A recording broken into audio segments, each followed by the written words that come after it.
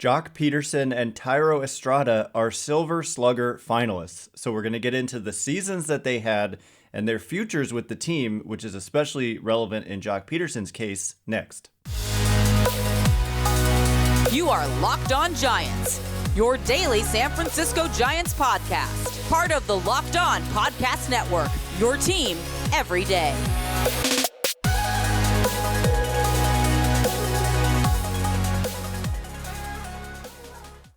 Hello and welcome to Locked On Giants, part of the Locked On Podcast Network, where it's your team every day.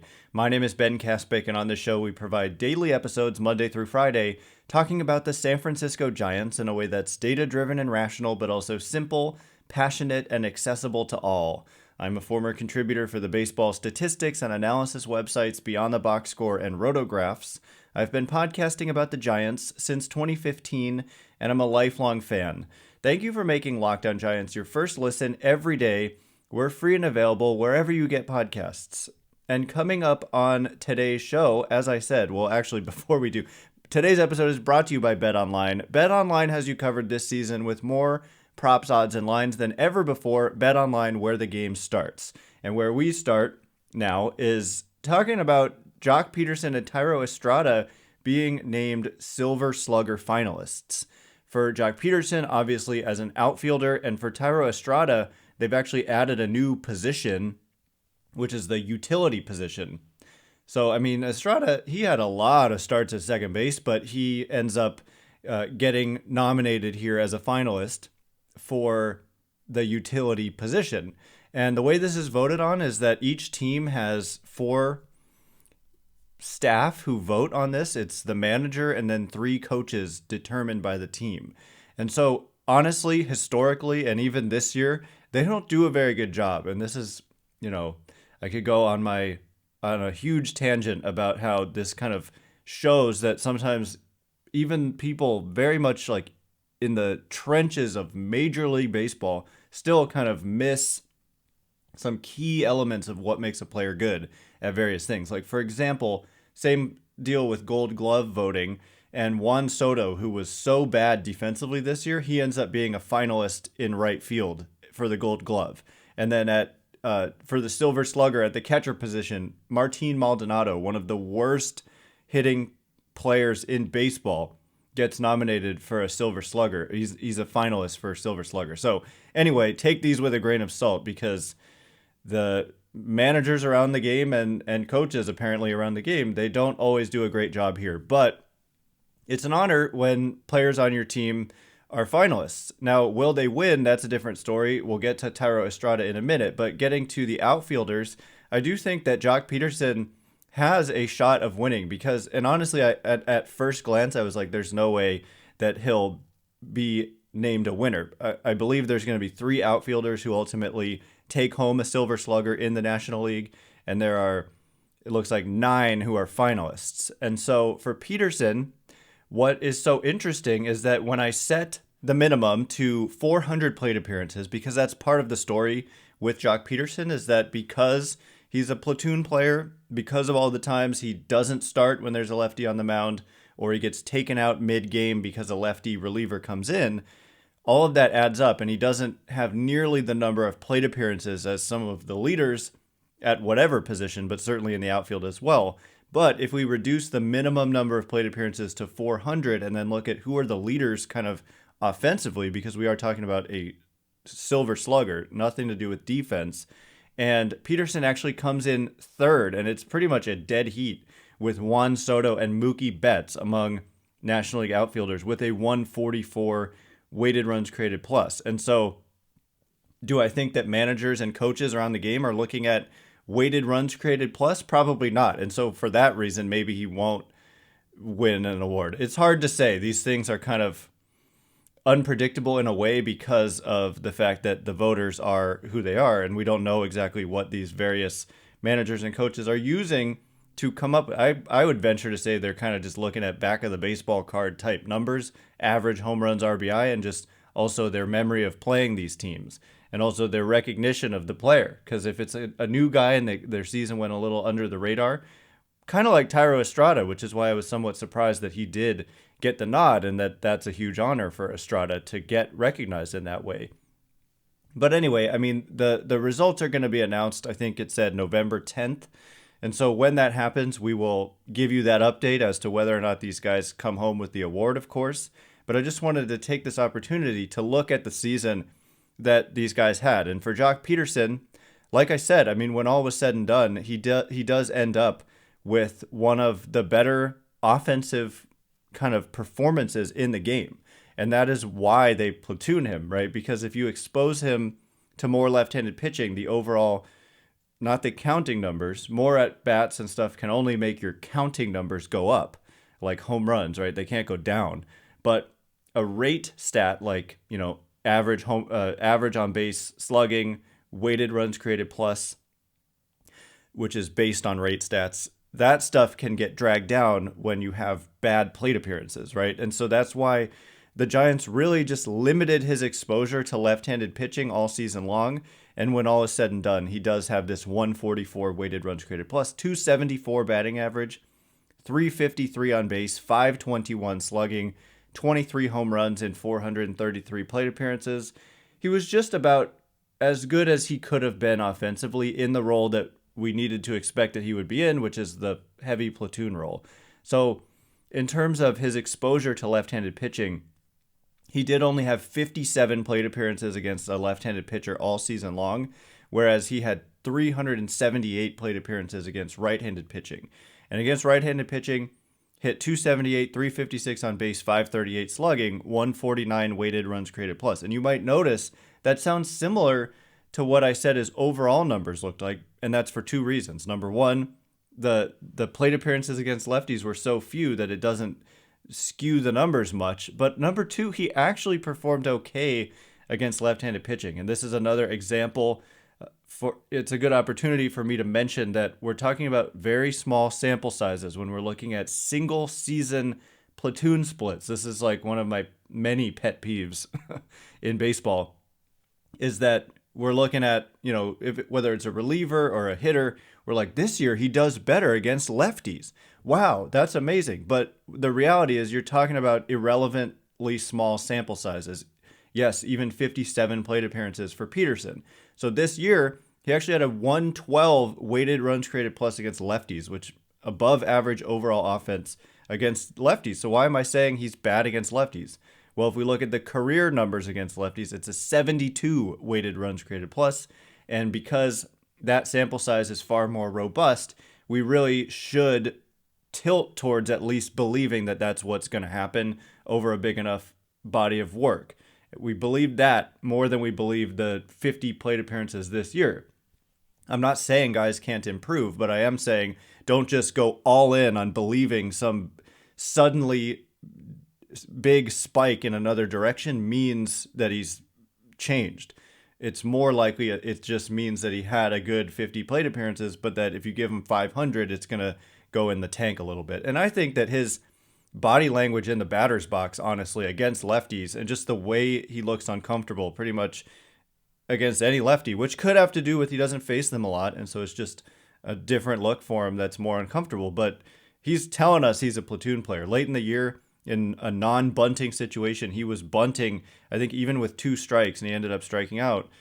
Bunt, like against a left-handed pitcher in a situation that didn't really call for a bunt, and he's telling us he's not comfortable in the box. At least he wasn't in that plate appearance against left-handed pitching.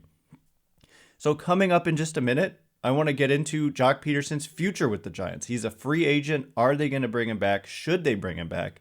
And we'll get to, of course, Thairo Estrada as well. But before we do, BetOnline.net is your number one source for betting football and the start of the basketball season. I really cannot believe basketball is back, but you can check out, how about, title odds for the Warriors, which, their improbable run last year. Are they going to do it again?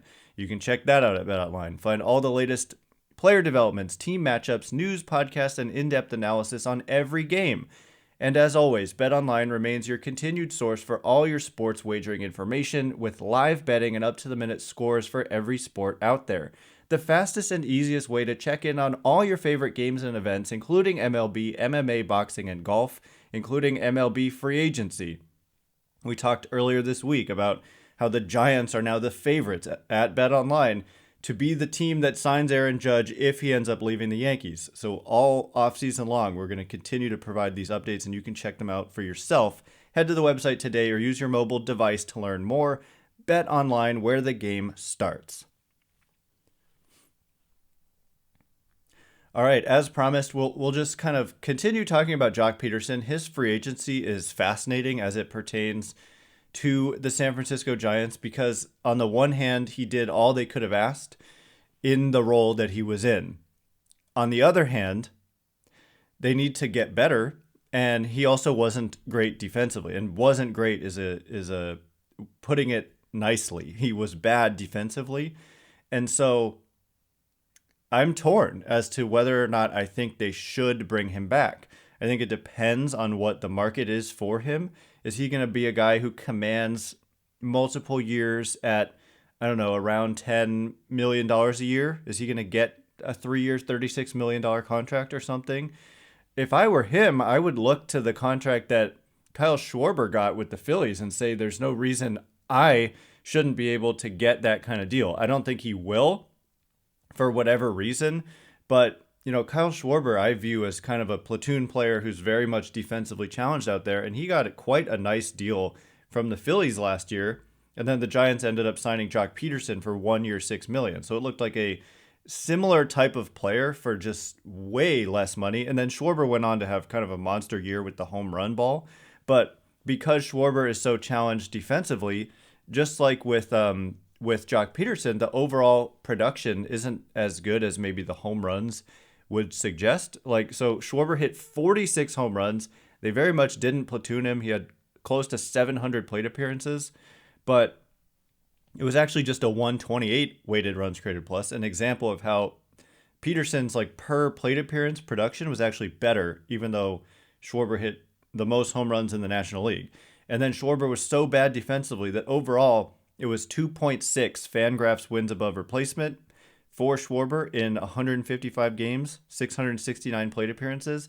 And Joc Pederson was at not 2.6, but 2.1. So almost the same production in 433 plate appearances versus, 669 for Kyle Schwarber.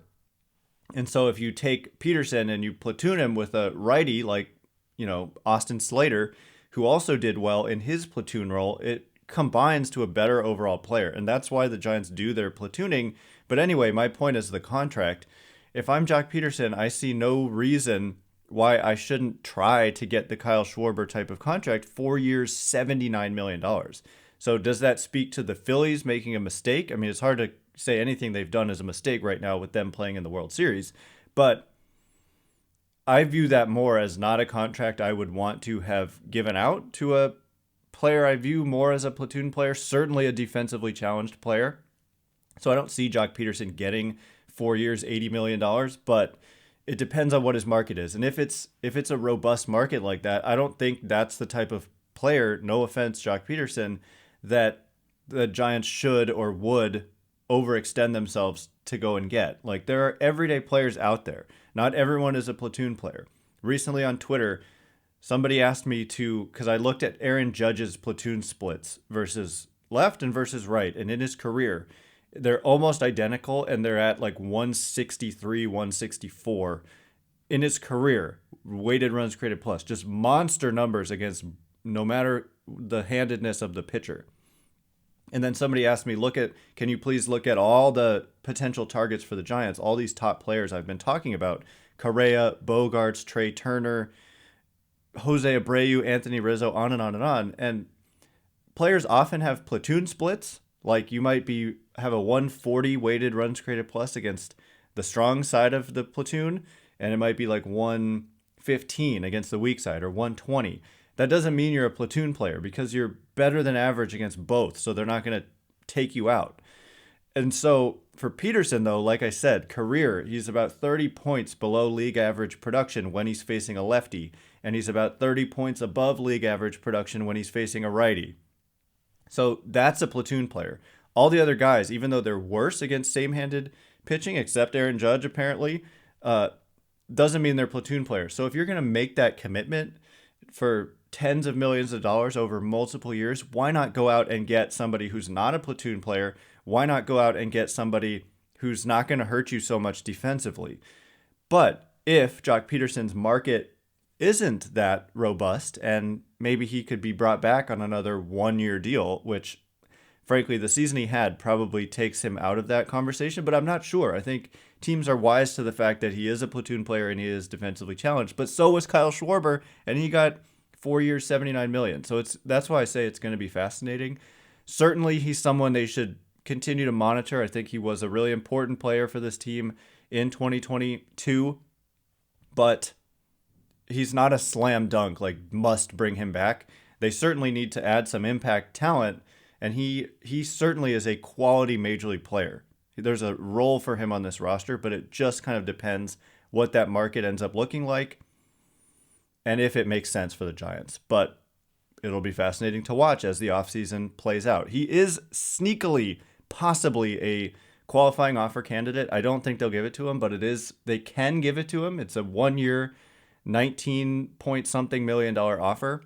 And they could give it to him because, like I said, maybe it's an overpay on a total money per year perspective, but you're guaranteeing yourself just 1 year if he accepts it, which he might because it's a pretty robust offer for just 1 year. Anyway, pivoting to Thairo Estrada, I just wanted to quickly mention before we go into more detail that he is a finalist at this utility position, which includes only 5 players: Brandon Drury, Tommy Edman, Estrada, Jeff McNeil, and Chris Taylor. So honestly, I read through this article and I didn't see exactly how they define what makes a utility player per se, because like I said, Estrada, I mean, he started at 4 different positions. Just off the top of my head, I would imagine that was second base, shortstop, third base, and left field. I don't know if he did play third, but I'm trusting that it's correct when it says he played 4 different positions, and we can check on that. But overall, Estrada, he did have a solid and above average season, and what made him especially valuable was the fact that he was above average offensively, above average as a base runner, and also by some metrics, not others, but by most, he was an above average defender. He had some issues at times, but when all was said and done, what you're getting is like slightly above average kind of across the board, and it just added up to a valuable player. But just the Silver Slugger is simply based on offense, supposedly. And so for that reason, I don't think that he would come away with this award. If we look at some of the seasons that these other guys had, I don't think that Estrada is going to win it, but that doesn't mean he's not an important player to the Giants. So we're going to talk about Estrada's importance to the Giants and his future with the Giants like we did with Pederson, but it's totally different for Estrada. We'll get to that in just a second, but first. All right, as promised, more on Thairo Estrada. Thanks again for making Locked On Giants your first listen today. For your second listen today, check out the Locked On Sports Today podcast. From the games that matter the most to the biggest stories in sports, go beyond the scoreboard and behind the scenes with local experts and insights only Locked On can provide. Locked On Sports Today, available on this app, YouTube, and wherever you get podcasts. So Thairo Estrada, like his emergence this season was one of the better developments for the San Francisco Giants, if not the best, in 2022, even though he didn't emerge as a star talent, certainly. He did emerge, like I said, as an above-average player. He actually led Giants position players in Fangraphs wins above replacement because of what I said. It wasn't that he blew you away with offense. He didn't blow you away with like elite defense. It was that he was better than average in kind of every category, and it all added up when you do that to a better than average player overall. And so Estrada is also only 26 years old. He turns 27 in February, and importantly, he's not a free agent until after the 2026 season. So what makes me really happy about Thairo Estrada and his contract status is that he is going to be a Super 2 player this year, which means that he has among the top 22% of service time among players who have between 2 and 3 years of service time. So normally you don't reach arbitration until once you reach 3 years of service time. And for Estrada, he's not quite at 3, but he's in the top 22% of players who have more than 2 and less than 3. And the reason I know that is because he's like a couple days away from being at 3 years of service time. So he's for sure going to be one of these guys who's in the top 22% there. And so what that means is that instead of making the league minimum salary in 2023, Estrada is going to be eligible for arbitration for the first time this year. And he's also arbitration eligible for 4 years. So basically you just get arbitration a year early. And the MLB Trade Rumors estimate for what Estrada will earn through the arbitration process is about $2.5 million. 2.4 is what they estimate. It won't be exactly that number, but it'll be probably in the ballpark of that number. And so that's fantastic. It's a big payday for a guy who was just a great Giant this year. Just a true professional and just showed up every day ready to contribute and just a grinder and just somebody who was durable and helped the team find a way to win more often than not, it seemed. A lot of big clutch home runs, just reliable Thairo Estrada, and very deserving. His kind of background is also really interesting. He was shot in the hip in a robbery attempt in a cafe, and there was a surgery in, I forget, Venezuela, I think, and it was botched, and he didn't end up getting the bullet taken out of his hip until months later, and they weren't sure if he was going to be the same player again. And anyway, here he is performing at a high level and going to get some money for it. And I think that's great. I don't think ultimately that he'll win the Silver Slugger Award, but that doesn't matter. To the Giants, like I said, he's got 4 years of club control remaining, and you're talking ages 27, 28, 29, 30. So that's beneficial to the team. And then, the money he's making and the security that brings is beneficial to Estrada. So it's kind of just a happy situation. And, it's not like Joc Pederson, who is potentially going to be gone. When you kind of develop your own players, not that they did with Estrada, they traded for him from the Yankees, but when you break guys into the majors, they come with all these years of team control. So people always asking me about who can I buy a jersey for on this team? I'm not happy about it. It's young guys. Like when you start having, rookies show up and start to become quality players, those are the guys who stick around for a long time, because automatically when you debut with the team, you come with 6 years of team control from a service time perspective. It can be even more depending on when you debut in your rookie season and if you get sent down at various times.